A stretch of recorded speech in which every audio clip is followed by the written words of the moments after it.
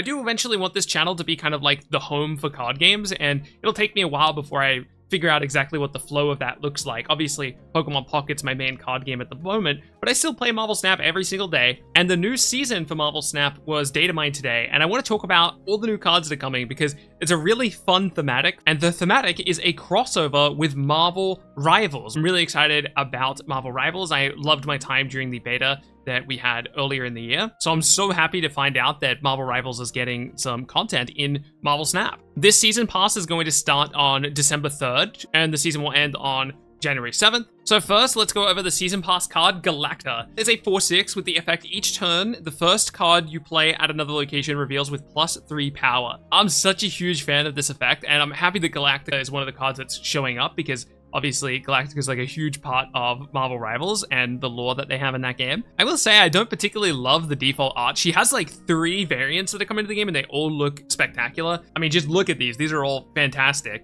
I don't know. There's something about the default art that I just don't like. There's something about the colors maybe. I don't know. In a typical deck with no energy accelerant whatsoever, Galactica will just be a 4/12, right? You play her on turn 4, on turn 5 you play a card, assumably, and then on turn 6 you play another card. That means she'll be generating a total of 12 power for 4 cost. That's already really good. If we manage to ramp her out a turn early, we say something like Psylocke or some other type of energy accelerant, maybe use Zabu earlier in the game or something like that.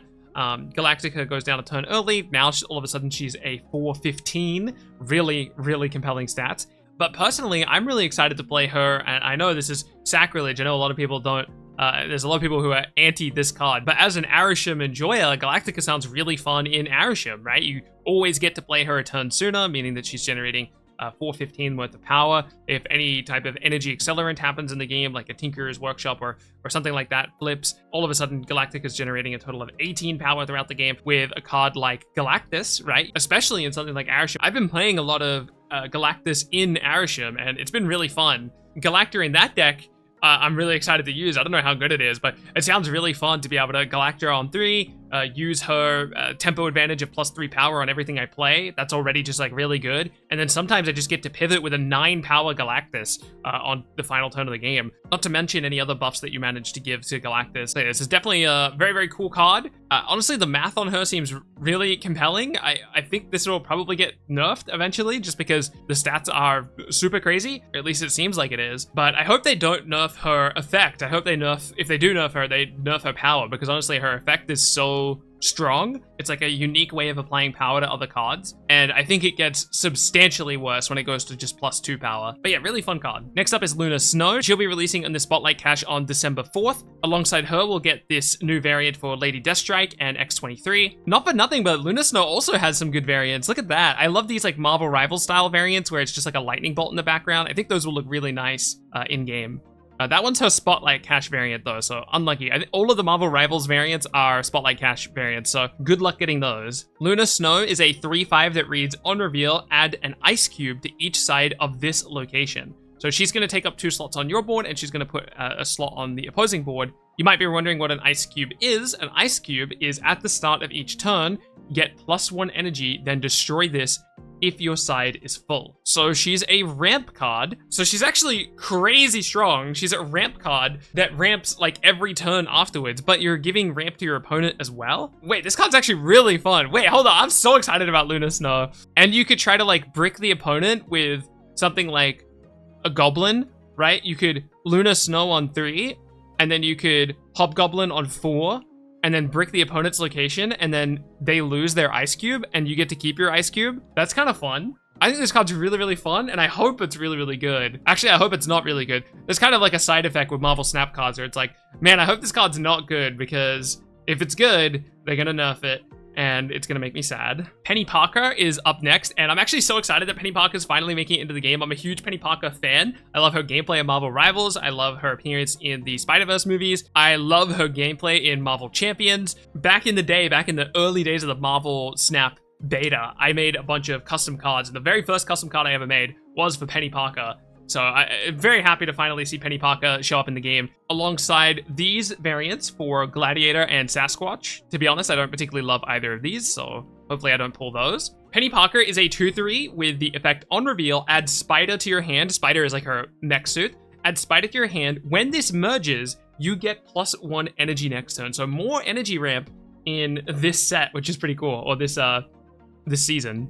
Now, Spider itself is just a 3/3 that reads, on reveal, merges with one of your cards here, you can move that card next turn. I love the design of Peni Parker. I wish that she was more of like a carry. She's kind of like a support card, and obviously I'm a big Peni Parker fan, so I'd love to build like a Peni Parker deck, but in reality, she's actually support for quite a few decks. Any deck that wants to be buffing a card can obviously use the Spider to buff it up, but also because it has that movement effect bound to it, there's a lot of utility for movement decks. I remember back in the day, it's been a while since these days, but back in the day, a lot of movement decks would run Hulkbuster, specifically so that they could Hulkbuster onto like a Vulture or onto a Human Torch, and then they could play, a Ghost Spider, or they could use an Iron Fist and then use the merge effect, because once you're merging onto another card, you're having considered played that card that turn. So Peni Parker is kind of like that whole combo in just one card. And on top of that, you're getting the ramp in a movement deck.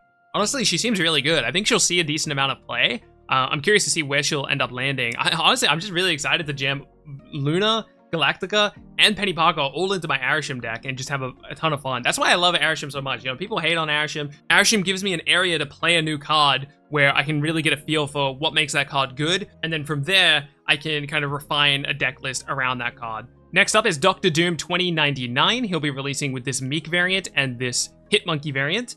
I like the Meek one, but I never play Meek, so I'm probably not going to get that. Dr. Doom 2099, or just Doom 2099, is a 4/2 that reads, after each turn, add a Doombot 2099 to a random location if you played exactly one card. Oh, this is a fun one. All of the other Doombots are 2 power. The Doombot 2099 has ongoing. Your other Doombots and Doom have +1 power. So the more and more of these you put in play, the better. If you get Doom out a turn early, it means you can scale these out faster, right? It's +1 Doombot if you get him out a turn early. So typically speaking, if you play him on turn 4, and then on turn 5 you play something, and then on turn 6 you play something, Dr. Doom, or Doom 2099, will generate 3 Doombots, meaning that the total power on all of those Doombots is 5. That's pretty good. It means you're playing a 4-cost, 15 power card in total. If you ramp him out with something like a Psylocke, you're getting +1, which is really plus a lot, right? You're actually getting so much value out of that. Because you're playing him on 3, and you're getting an extra Doombot, so it would be 4 6-power cards. If you ramp him out a turn earlier, you're getting like plus 9 power? That's crazy. So there's a huge difference between playing this card a turn early and not playing him a turn early, which is why we run him in Arishem. Not for nothing, but all of the Doombots are also ongoing. So you could run like a Spectrum list and a bunch of ongoing cards. You run like the high value ongoing cards, like your Onslaughts. Oh my god, your Onslaughts. Oh my god, your Onslaughts, your Claw. Oh wait, you Frigga to get another Doom 2099. You play the Doom 2099, then you're Doom 2099ing all over the place, and then you Spectrum on turn 6. Holy cinema. Or alternatively, you Onslaught. Onslaught goes crazy with the Doombots, no? It's like playing a blue Marvel, but like super juiced up. Yeah, I love Doom 2099. What a fun card. Moving on to Bruce Banner, who's releasing with this High Evolutionary variant and this Ravonna Renslayer variant on December 24th. That Ravonna variant is really nice. Bruce Banner is a 2/1, and he reads, when you end your turn with unspent energy, you have a 25% chance to Hulk out. I'll be honest with you, I don't know what hulking out does. Let me do some more research. Okay, so I was trying to find confirmation on exactly what hulking out does. I think he just turns it into the regular Hulk, like the 6-cost Hulk that we already have in the game. So that's a pretty good effect. 25% chance is pretty low though. If you end your turn 4 times without spending energy, without spending all of your energy, your expected value is that you will get to Hulk out.